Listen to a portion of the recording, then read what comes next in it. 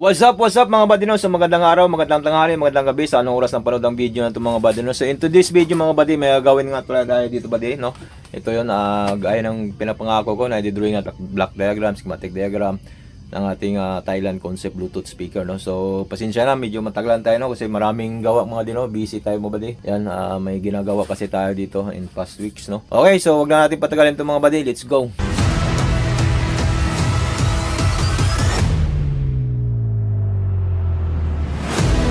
Okay buddy, so ito yung basic diagram natin buddy no. Pagpasensyahan niyo ng drawing natin buddy no. So yan ang basic diagram natin, tapos ito naman yung actual diagram, yung nandun talaga no. Okay, so meron din tayong clear diagram yan. Meron tayong sa 12 volts relay, meron din sa DC-AC switch.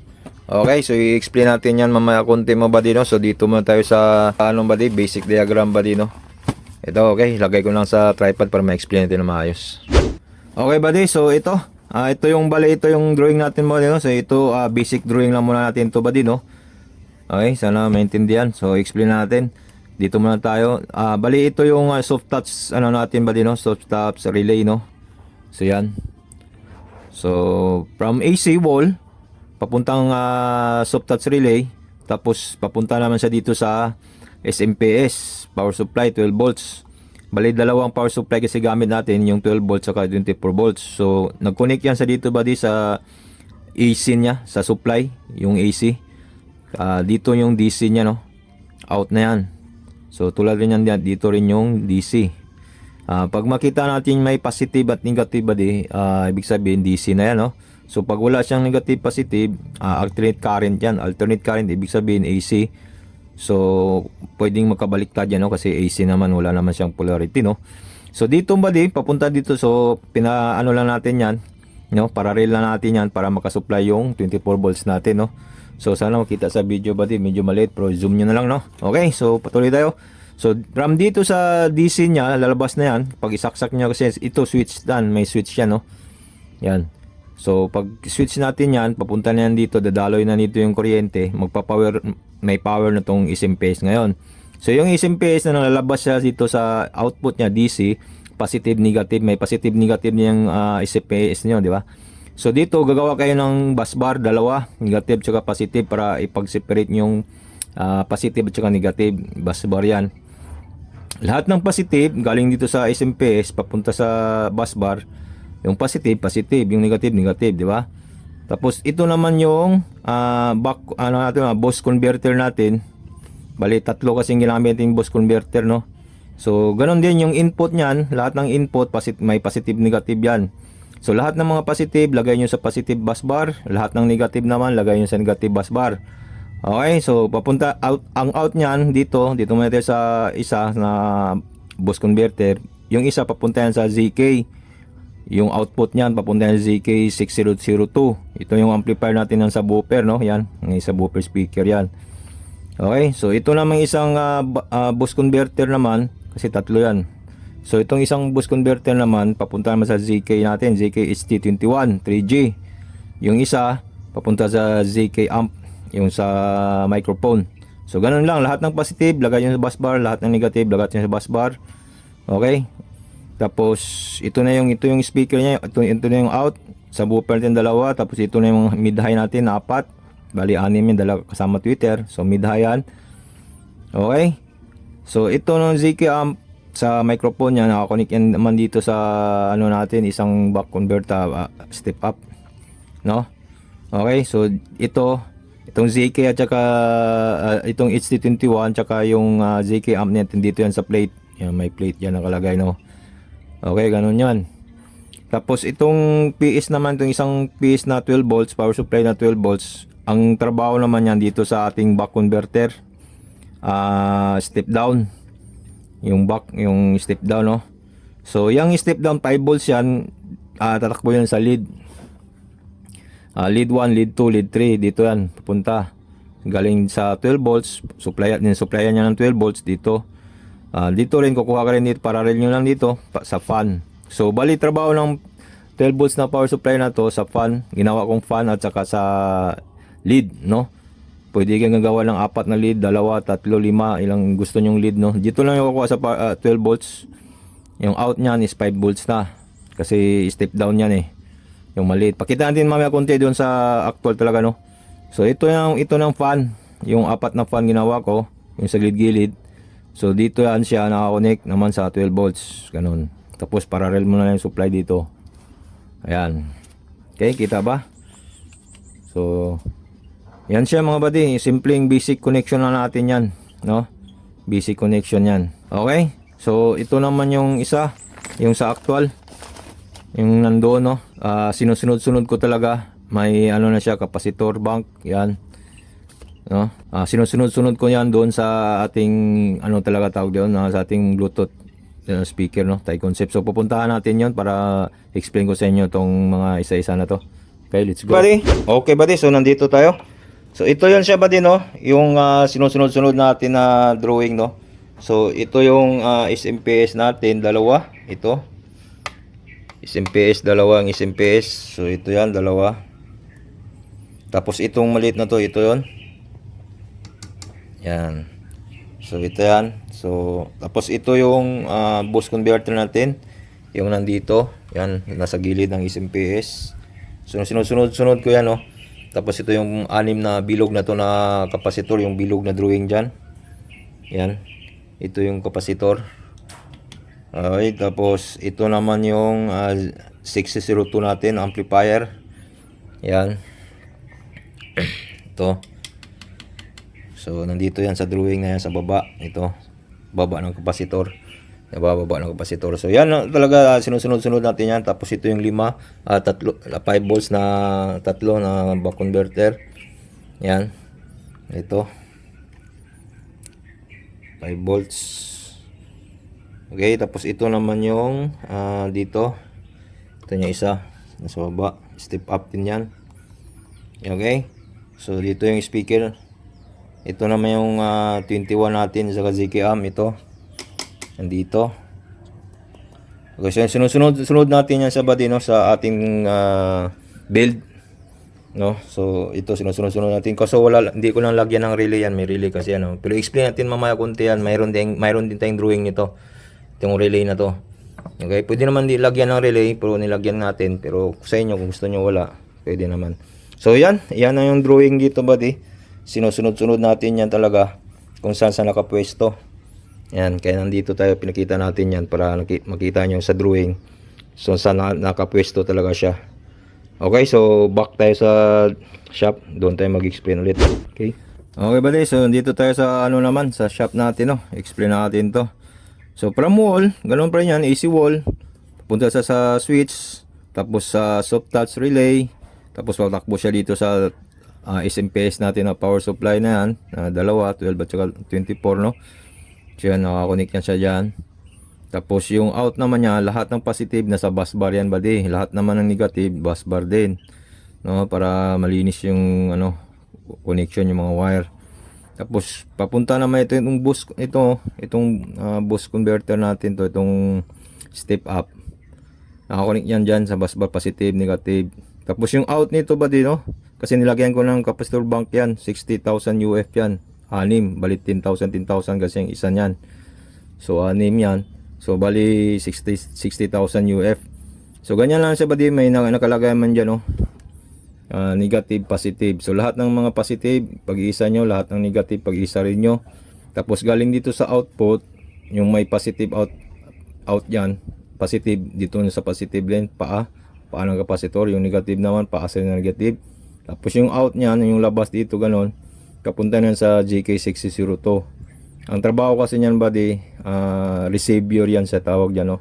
Pag mag-basket hit, mag-ano yung bus nyo, so may juice siya na may naka-stack siya dito, so hindi bababa o magda-drop voltage yung ano nyo, no, yung power supply nyo. Hindi magda-drop voltage dahil sa capacitor na yan, no. Pwede rin siyang gagawa ng filter yan, malinis, no. So yan, galing dito sa out ng boost converter, baka maraming malito nito, no. So dito punta yan, negative positive rin pa rin yan kasi capacitor yan, may negative positive yan, ano yan, electrolytic, no. So yung negative papunta rin sa negative, yung positive din positive din. Okay, tapos yung itong mga ganun malino, guhit signal yan, no, hindi yan wire, signal yan. So ibig sabihin yung signal yung sa sub out, Di ba? May sub out yan. So dito sa HT21, yun yung sub out niya. Galing sa HT21. Okay. So ang output ng ZK6002 yung speaker na, yung subwoofer. So ito namang ano dito, 30 volts na step up, yung positive rin negative, the bus bar pa rin yan, no. Ang out naman nito, no, dun sa ano natin, HT21. Yan, no, nakakunik yan sa HT21. Supply yan, ha. Pag mga solid na hindi ganyan is wire yan. Ito wire to. Supply yan. Negative positive pa rin yan, may polarity yan. Okay, so ito naman sa CK amp. Yan, papunta naman sa isang step up. Pwede hindi nyo gawa, pwede rin kung dalawa lang yung step up nyo, 24 volts naman supply ng ACPS, pwede nyo yung direct sa supply, no? Tapos itong maliit na buck converter na to, yung 5 volts na yan, sa 12 volts nakakonect yan, gaya ng in-explain ko nung una, no? So dito yung nakakonect ko, yan, no? Papunta yan sa 12 volts, oh. Yan, pag ganun yan, supply yan, positive, negative. Okay, so in this time, hindi na sa bus bar ilagay nyo. Kasi yung sa bus bar 24 volts lang yan, no? Kasi pag ilagay yung sa bus bar yan, 24 volts ang input yan, hindi na 12. So direct niyan dito sa out ng 12 volts SMPS. Ito naman yung fan niya, 4 na fan. Tsaka itong sa lead. Okay, so nagets niyo na. Ngayon, gagawa tayo ng clear ano nito, kasi notebook kasi ito, may mga guhit-guhit pa ganun, no? So gawa tayo sa bond paper. So ito na yung sa bond paper. Ito medyo malinis to, no? Malinis na gawa to. Okay, sana clear, no? Yan, ano lang natin para malinaw. So ito, ganun pa rin yun, pare din, no? AC wall. Yan, tapos switch, lagyan natin ng switch. Tapos SS, so ibig sabihin soft start relay. Punta yan dito sa power supply na SMPS dalawa. Ganun pa rin yan, no? Okay, so yung out ng SMPS na 12 volts dito sa buck converter na 12 volt supply, para ano niyo lang, parallel nyo lang yung supply nito para minus wire kayo magamit. So itong gamit ng 5 volts na to sa lead yan, lead 1, lead 2, lead 3. Kung gusto nyo 4 na lead o 5 lead, no? 3 lead ito. Ganyan. So kung 4, dagdagan nyo naman dito. Kung 5, dagdagan nyo naman. So ganyan yung trabaho nyo. Tapos dito kayo kuha ng 12 volts sa fan. Yung fan din is may negative positive din yan. May supply din, may ano yan, DC kasi yan, fan na yan. So tandaan nyo yung polarity, tingnan nyo talaga yung polarity nyan. May nakalagay naman dyan sa buck converter nyo, negative positive, gano'n. Okay, so dito yan, ito na yung fan, itong bilog na 4 na bilog na fan yan. So dito naman tayo, dito yung bus bar mga buddy. Yung sabi sa ninyo na kailangan nyo ng bus bar para malinis yung wiring nyo, yung dressing wire nyo, no? Kayo na bala kung saan nyo ilagay yung mga wire nyo, sa gilid ba, no? Basta yung connection ganito, yung positive, negative, lahat ng negative, lahat ng positive, no? Yan ilagay nyo, yan, no? Kita naman, no? Lahat ng negative nandito, lahat ng positive naman nandito rin sa positive.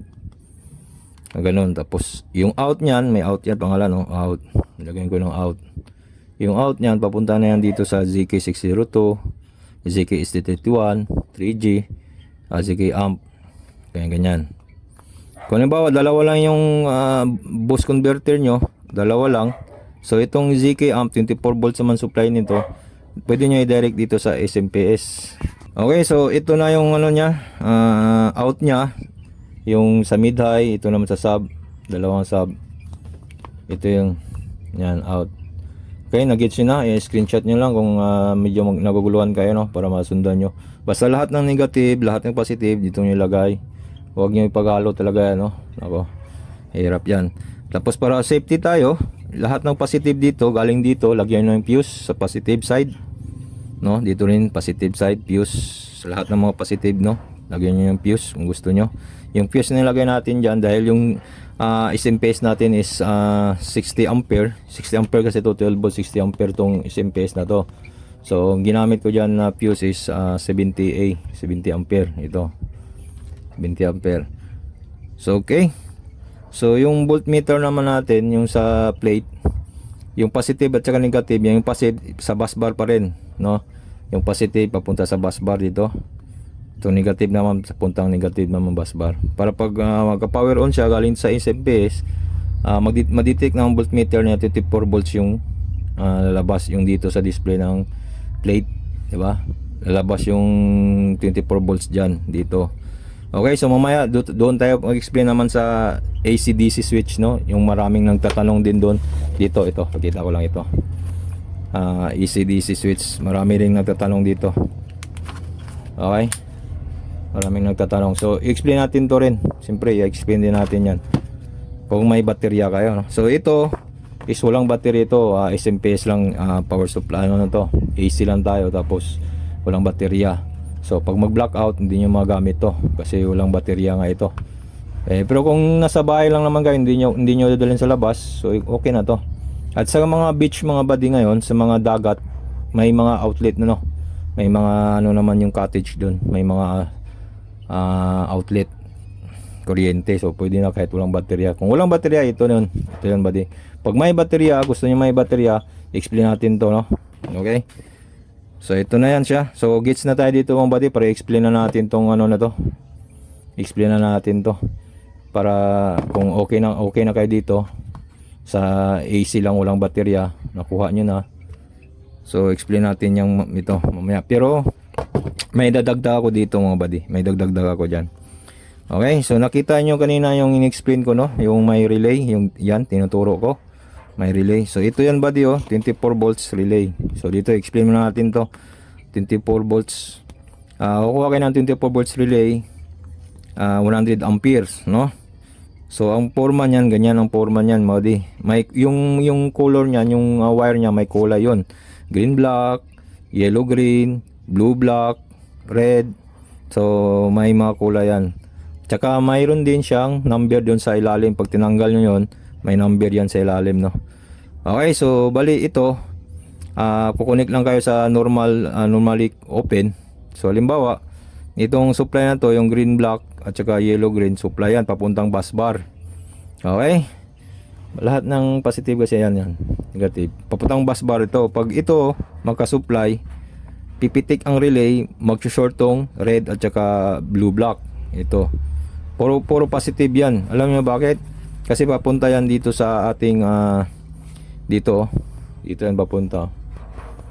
Yung positive niyan naka-connect dito. Ito. So explain natin yan pag hindi nyo pa gets, no? Okay. So meron tayong drawing yan, ito. Ito yung ano. So bali ito yung 24 pin, 5 volts. Ito yung 24 volts, 5 pin na relay natin. So ito yung yellow green, tandaan nyo ba, yellow green negative yan. Yung green black positive. Okay? May kulay yan eh. Tapos yung red at saka blue positive yan. Alam mo bakit? Kasi mag-short yun, buddy. Pag ito magkaroon ng supply ito dito, no? Kasi supplyan natin yan eh. Pag magkaroon ng supply yan, ito mag-short to. Yan. Kung ito halimbawa, itong blue black na to, kung nakakonek yan sa negative nyo, so ang labas naman sa red, negative din. Intindihan nyo? Kasi mag-short yan eh. Pipitik yung relay, mag-short tong dalawa na to. Itong red at saka itong blue black na wire, mag-short yan. So halimbawa itong blue black mo nakakonek sa negative, ang labas din negative. So dapat ilagay natin to sa positive. Positive ng bus bar. So halimbawa ito, no? So red, positive. Ito. So ito papunta na sa bus bar. So bali itong nandito, itong input kasi dito ang tinilagay yan eh. So tanggalin niyo ng positive nito, wag niyo na ilagay sa bus bar. Wag niyo na ilagay kasi ang positive nito dito na natin ilagay yan sa relay. Kung gagamit kayo ng relay. Okay? So dito niyo ilagay mo sa red. Yung red kulay may kulay yon, may kulay yung ano red. Lagay niyo sa bus bar na positive. Tapos yung blue black naman lagay niyo diretso sa step up. Halimbawa, magka-power to, maka-supply. So, yung positive na galing sa bus bar, papunta na yan dito. Yun ang trabaho. So normally, open tayo lalagay. Okay, so ganito yan, buddy, Meron yan dito. Yan, may number yan, Yan. Okay, nag-gets nyo mga buddy. So, dali lang naman, nag-gets nyo. Yan, hindi pa ba nag-gets? Pag magka-supply yan, mag-short tong dalawa, papunta na dito. Tapos yung positive niyan galing sa bus bar, tatawid yung kuryente dito kasi mag-short yan eh. itong red at saka blue block, magso-short yan. Tatawid yung kuryente papunta na sa step up. Dito, step up. Ito. Dito natin lagay sa una, yung papunta sa ZK602. Para pag mag-on yun, pipitik yun, magkaroon ng supply yung ZK602 natin. Kung naguluhan kayo, huwag nyo nalagay ng relay. Pwede nang ganyan. Okay? Gets nyo na. So, madali. So, dito naman tayo mga buddy. Ito na yung final ano natin. Last na explanation dito. Ito, madali lang naman din to. Okay, pag may battery kayo, gagamit kayo ng ganito. Hindi pwedeng hindi kayo gamit ng ganito pag may baterya kayo. So ito yung yan nakalagay naman battery DC battery, tapos AC 220. Ito yung input na 220 is galing yan sa outlet, no, sa wall. Ito yan, no. AC input. Yan, AC input. So okay naman tayo diyan no. So dito tayo mga buddy. So pag ganito, maggagamit kayo ng multimeter, no? Ito. Gamit kayo ng multimeter tapos ilagay nyo sa continuity. Continuity test. Lagay nyo sa buzzer mode para sure tayo hindi tayo magka fireworks, no? Masisira yung battery natin, mahal. Saka masunog pa yung mga pyesa natin. So yan. So example nito mga buddy, no? So hindi muna tayo sa wirings. Dito muna tayo sa continuity test para mas maganda yung explanation natin para maintindihan talaga ng mga newbies natin yun. Pag i-short ko yan, tutunog yan. So ibig sabihin nag-short yan, di ba? So okay, so ito mga buddy, naka-off yan sa gitna. Yan, off yan. Pag gusto mo gamit ng DC, siyempre sa taas, DC. Okay, so i-continue test natin yung 6 na paan yan. So dito yan sa body, oh. Ito, tutunog, oh. Pag dito naman sa ano yan, magkaharap, walang tunog yan. Open na dapat yan. Di pwedeng mayroong continuity yan. Open yan, oh. Open yan. Ang may continuity lang nito, ang nag-short lang to, ito at saka ito. Yan. At saka ito. Yung sa AC, walang supply yan, oh. Wala. Off yan, naka-off. Totally off talaga yan. Totally disconnected yan, oh. Wala yan. So dito lang siya nakakaroon kasi ni-switch natin sa DC. So wag nyong ano ba din, no? Kasi magtaka kayo kasi pag nakabili kayo ng ganito tapos nakalagay niyo sa DC, yung sa baba yung may continuity, yung sa taas wala, di ba? Nakita niyo kanina, di ba? Wala. Nasa baba yung continuity niya. Okay? So dapat may tester kayo, no? Para maano talaga ninyo multimeter para ma-check niyo yung ano. So, ibig sabihin, meron siya dito sa baba. Okay? Naka-connect siya. Pag ano ang connection yan, So, dito ang connection papunta doon, wala. Wala. Ang connection niya pababa. Dalawa. Okay? So, pag ilagay naman natin sa off, yan. Pag ilagay natin sa off yan, wala lahat yan. Wala yan. Siyempre, off yan. Okay? Sa DC tayo kanina. So, ilagay natin sa AC. Yan. Naka-AC na. Nasira na tuloy yung ano ko. Sige lang. Scrap lang naman to, ano to, extra, no? Nipis kasi yung paggawa nila buddy, oh. Kaya pag mag-screw kayo, dandaan kayo mag-screw tulad nito, naigpitan pag screw, di na crack. Pero okay lang kasi meron akong isa doon, reserva. So okay, explain tayo. So kanina DC tayo, ngayon AC naman tayo, no? Yan, kababa yan, no?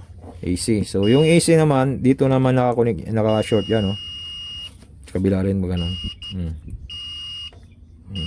Okay. Ang connection dapat yan pag ganun, no? Pag ganun. Hindi siya pag ganun. Yan, wala talaga yan supply niyan, wala. Zero yan talaga. So ibig sabihin naka-connect na siya sa AC. Yan, pag i-DC nyo naman, ito battery, pag mag-battery kayo, yan, mag-battery kayo. So dito naman yan sa baba magkakaroon. Okay, so yan ang gauge natin. Okay, so ito para maano niyan ba di maintindihan niyo ng maayos, no? So drawing natin ulit, ha. Ito clear na drawing na to, ha. Yan. So bali ito yan, no. Ito yung ano niya, paa niya. Para hindi ka malito mga buddy, no. So this side, itong side na to, ito sa right side, gawin yung positive. Ito naman negative. Yan. So ito yan. May hati yan, So ito yung hati niya. Okay? So itong positive na to, yan, ito naman yung negative. Papunta ngayon yan sa baterya mo. Okay, ito yung positive, ito yung negative. Ganun. Ito pala yung positive. No, ito yung negative. Yan, negative. Yan o, kita naman yan o. So ganyan ang drawing yan. Ito yung DC battery. Okay, so ganyan ang connection niya. Okay, so pag mag-switch ka dito sa DC, ito DC, ito naman yung AC. Mag-short ngayon yan dito mga buddy. Mag-short yan. So pag mag-short na yan, itong gitna na to, ito yung bali yung output, no? Okay? So pag mag-short yung dalawa na yan, ito mag-short yan. Pero hindi yan short dito, pag ano na, pag ano lang short yan, bababa, no? Yan. Ito bali ito yung negative, di ba? Ito na yung positive, isa yan. Ito yung positive. So ito na yung papunta sa step up nyo. Okay? Step up yan. Step up. Intindihan nyo, buddy? Yan. Okay? So galing sa baterya, kasi itong battery kasi yung buddy, may supply na yan, no? Hindi tulad ng SMPS nito, kailangan mo pang isaksak sa wall para magkaroon ng kuryente. Itong SMPS na to. Yan. Okay? So itong battery may kuryente na yan eh. Automatic na yan eh. Okay? So dito natin ilagay sa taas, no? Dito. Itong dalawa. So ito yung positive, ito naman negative. So yan, ganyan ang connection niya. Okay? Para pag switch nyo, mag-short tong dalawa, short naman dito. So lalabas na yan dito. Nagiging negative positive, may supply na yan. Okay, so ito naman yung AC. Step up natin. Pero DC pa rin ang labas nito. Ito lang yung AC dito banda. Pag isaksak mo yan, lalabas yan DC pa rin yan yung SMPS natin. No? Okay, so ito naman, yung positive nito. Halimbawa, ito yung positive, ito yung negative pababa. So itong positive, dito niya connect. Dito, yan. Tapos yung negative naman, doon yan yung connect. Okay, so bale yung output natin isa lang yan, oh. Isa lang yan. Kasi pag mag-switch kayo dito sa DC, AC, automatic magdi-disconnect to, dalawa dito, ito. Magdi-disconnect yan, yung apat na yan, ito. Magdi-disconnect yan. Totally disconnected talaga yan, no? So ang papasok naman ito naman, SMPS. So pag mag-short na naman to dito, mag-short na naman yan siya.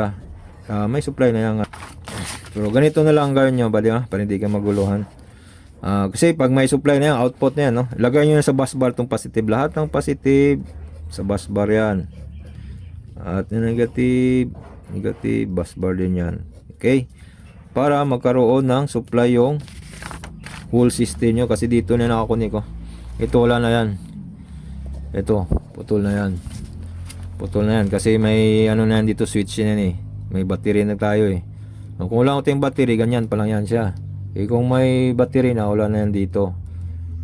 Okay, intindihan nyo? Kasi ito, pag makasupply ito, papunta sa bus bar, itong bus bar natin dito, may supply na to, 24 volts. Galing sa baterya. Or galing sa SMPS. So, yan ang magdidistribute dito. So, ganyan na. Huwag nyo na direct dito sa step up. Lagay nyo sa bus bar. Tapos yung step up na yan, ito yung step up, mga boost converter. Yan, mga step up converter. Diyan na sa bus bar lahat lagay. Okay, ganun na. Para pag magkaroon ng supply itong bus bar, didistribute siya dito. Okay, naintindihan nyo? So, ito yung explanation niyan, buddy. Yan. Ganyan yung explanation niyan. Sukatin natin. Huwag kayong mag-alala na, uy, baka papasok yung isa kuryente ng SMPS or papasok yun sa DC. So, halimbawa, nakasaksak kayo ba din, no? Nakasaksak to sa wall. Nakasaksak tong kuryente. Tapos nagdi-DC kayo, nagbabaterya ang gamit nyo. So, pag mag-DC kayo, dito naman tayo din, natural. I-select nyo sa DC yan. Yan. Pag naka-DC yan, kahit nakasaksak tong AC, walang kuryente na papasok. Tingnan nyo, ha. Mag-multimeter tayo. So, ano tayo? DC mode tayo DC mode yan. So yung AC, naka-off yung AC. So automatic talaga yan, yung kuryente hindi papasok, nagkaabang lang siya, no? Okay. Ito yung DC. Ito yung DC. May kuryente siya, di ba? Pumasok siya, di ba? So yung AC dito sa taas, walang kuryente, ano? Walang pumasok yan. Meron lang siya dito kasi nakasaksak nga siya. May kuryente sa dito, ito. Kita nyo? Kasi nakasaksak yan, papunta yung kuryente dito yan. Dito lang ang kuryente. Wala siyang out. Totally out yan. Totally open yan. Walang connection. Tsaka lang siya papasok pag mag-AC kayo. Pag mag-AC naman kayo, yan. Pag mag-AC kayo, AC, magkaroon na siya ngayon ng continuity. So ito naman DC, automatic fully disconnected naman yan. So ang kuryente ng DC naman nandito lang. Andito lang siya. Hindi wala siyang output, hindi siya nakatawid. Okay? So naka ano yan, double pole kasi yan, double throw yan. Okay? Walang talaga, walang kuryente pasok, safe na safe yan, no. Yan naman ginagamit naman ng mga Tycoon Sip, kahit yung Siboy Labo na ano niya. Ganito na yung ginagamit niya. Ito. Ayan.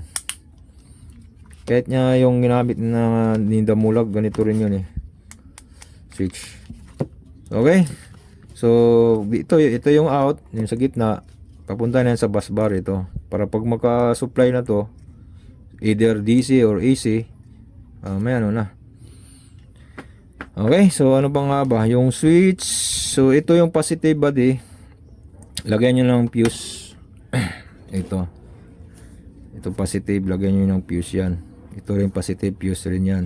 Tapos sa labas ng outman, yung positive side, lagyan nyo ng fuse. Para safety, no? Yan. Yung iba, nalagyan ng diode dyan para tawag lang yung backflow para yung kuryente hindi papasok, hindi ano. So dito pa rin yan sa ano, positive side. Ito positive side, dito yung diode. Pag ganun, para papasok siya, hindi na siya babalik. Pero wala na, kahit wala na buddy, no? Kasi totally out na yan buddy, totally off talaga yan buddy. Totally off, naka-AC tayo dito yan. Sa taas. Yung DC talaga wala talaga yan. Ang kuryente niyan dito lang siya, yung DC supply niya, current niya dito lang, nakaabang dito. Pero hindi siya nakatawid dito. Hindi siya pwede tatawid kasi naka-open talaga yan, no? Okay, so hanggang dito lang siya nag-abang. Kaya pag mag-switch kayo ng DC, kukonek naman to dito. So meron na siya. Ito namang sa AC naman wala naman siya, disconnected. Okay, so yan lang mga buddy. Sana naintindihan nyo mga buddy. Kung hindi nyo pa naintindihan, comment lang kayo, no? Tulungan natin kahit busy, no? Pag may time tayo, reply tayo. So yan lang mga buddy, ang ano natin mga buddy. Schematic at diagram natin, explanation natin. So pag wala namang yung baterya mga buddy, ito ang gamit. Sa switch nga pala, no? So may maraming nagtatanong sa switch. Ito pag walang baterya sa switch, ito sa likuran to, nakita nyo yung switch, no? Ito, dito tayo magsa-switch. Tapos yung sa plate naman natin, yung voltmeter nandito. Yung sa plate natin buddy, may switch yan, yung off-on ng ano natin dito, ZK. Doon na lang kayo mag-off-on. Kasi yung switch na nakalagay dito, pwede naman kasi kailangan natin na mataas na ampere yun. Kung magkukonekte sa ano. Pero dito lang tayo, okay na yan. Lalabas yung display niya dito sa voltmeter. Tapos may on-off naman dito. Tapos yung main switch niya dito sa outlet. Pag AC lang, wala tayong baterya. Pag ito lang, no? Pero pag may baterya naman kayo, wag nyo nang lagyan to. Kasi may switch na yan, no? Ito. Pag gitna mo yan, off yan. Yan. Naka-off yan dalawa. Ito, off yung dalawa na yan. Lahat yan. Walang continuity na yan. Zero na yan, no? Yan. Sa gitna ang off nyan. Nasa gitna ang off. Tapos AC. Yan. DC. Tatlo yan, no? 1, 2, 3. Ito na yung switch. Yan. Okay, tapos dito yung sa kuryente, yung sa saksakan yung papuntang wall. Ito. Dalawa lang yan gamit, wala namang ground yan. Ito yung ground sa gitna, pero wala na, hindi natin ginagamit yan, no? So dito lang tayo. Dalawa. So yung dalawa naman na switch niyan, papuntang kuryente nandito. Yung wire niyan, no? Papuntang SMPS sa relay. Yung ganun pa rin yan eh. Yun, no? Ganun pa rin papuntang relay. Yung wire nito, no? Ito, yung wire niyan, dalawang wire lang yan eh. AC yan, neutral tsaka live, no? So dito na yan, ito na yan. Papunta sa soft touch relay na yan. Tapos yung output ng soft touch relay papunta na yan sa SMPS. Okay? Ano pa ba kung may battery, ano? Ba may tanong kung may baterya. Saan nilagay yung switch? Ganun pa rin pag ito dito mo lagay pa rin sa SMPS yung ano niya. Kasi pag magsaksak kayo ito, itong wire na to papunta sa relay yan. Itong dalawa na to papunta sa relay yan. Nung magka-supply na ng soft touch relay na yan, soft start papunta na sa SMPS. Yung sa DC wala namang ano yan eh. Sa DC wala namang kasi baterya yon, diretso na yon, direct na yan dito yung battery, no? Intindihan nyo, direct na yung battery. Yung sa gagamit ka lang ng kuryente, halimbawa nalubat kayo, walang ano, dito muna kayo sa AC. So itong dalawang wire na to papunta na sa relay. Okay, let's go. Tapos na. Okay buddy, so bumalik tayo dito buddy, no? Last explanation na natin to. So ito na yung relay na sabi ko sa inyo buddy, no? Pakita ko lang. Yung red, di ba? Yung sa positive side. Yung red kasi yan, dito na sa bus bar, oh. Connect. Ito. Yan, red, nakakunik sa bus bar yan. Kasi ang dulo niyan, ito, ang ano nito kasi, pag mag-short yan siya dito sa blue-green, dito na yan sa positive ng input. Di ba? Yung sa drawing, ganon. So, galing sa bus bar, dito siya papunta, tapos tatawid yan, kasi mag-short yan, tatawid yan dito na siya sa positive ng input. Okay, ganun siya. Ganun pa rin yan, kahit may battery, ganun pa rin ang connection niyan dito may sa bus bar yan. Okay, so ito yung supply naman, yung yellow green, yung negative. Ito yung negative natin, gawin pa rin dito yung maguluhan, no? Negative. Tapos yung kaharap naman yan, blue, black green, ito naman yung positive. Supply yan dito sa bus bar, nakakonect sa bus bar yan, negative, positive, yung sa drawing, diba? Okay, so walang baterya ito. So yung switch nandito lang, hanggang ko yan, kasi walang battery. Pag may battery na yan, itanggalin na natin to, kasi yung ilagay natin yung DC-AC switch, yun ang ilagay natin. So yan ang siya buddy. Ano pa bang katanungan nyo? Okay na? So that's it. Okay buddy, so that's it. So kung may katanungan kayo, no, comment lang kayo. Sana sana naintindihan yung mga buddy, no. Medyo ata yung explanation to, sana makuha niyo. Okay, sa mga napadaan, please subscribe and click notification bell para update tayo sa ating next video. Sa ating new and old subscribers mga buddy na walang sawang sumuporta, thank you so much sa inyo, no. Sa inyo, dahil sa inyo ganahan tayo mag-upload, no. Okay, so thank you so much for watching mga buddy. Ingat palagi. God bless. Peace yo. Bye-bye.